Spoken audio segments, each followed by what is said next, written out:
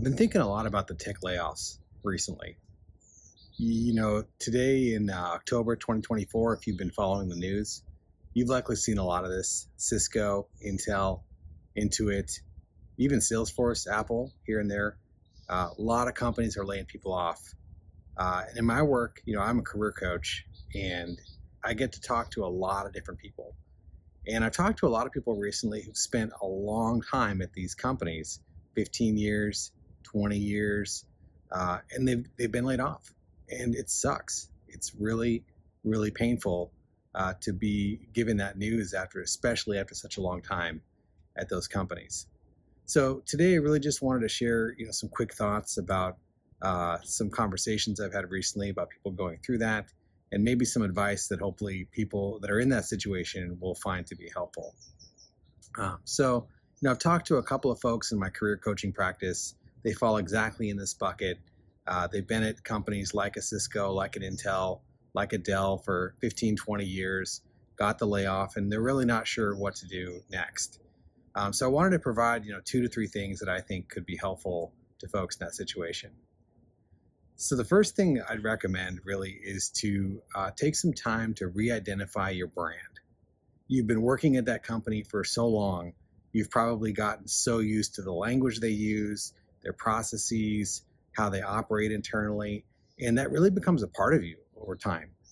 And I think that when you've experienced a layoff in that way, it takes some time to deprogram that to become your natural self there. And that can take, a few weeks to a few months or longer even, perhaps. While a lot of those experiences are good, they're likely not going to serve you in many ways when you go and look for a new role or a new opportunity there. So take some time to recognize that, to think about the good things that you learned, the good practices that you learned over that time. But take some time to really think about what you want your new identity to be as you take this next step in your career and your life there. The other thing too, I always talk about with folks that are in that situation is to really hone in on what their unique selling proposition is. So again, if you've been in a company like that for 15 years plus, you've likely advanced several times, you've had several roles. You might have a title like a program manager, like a technical program manager. And it can be challenging because you've done a lot of different things in those roles. You've likely got a lot of different experiences. But when it's bucketed under a generic term like project manager, program manager, something along those lines, that's really hard to sell to other companies and other opportunities because they don't understand what that is.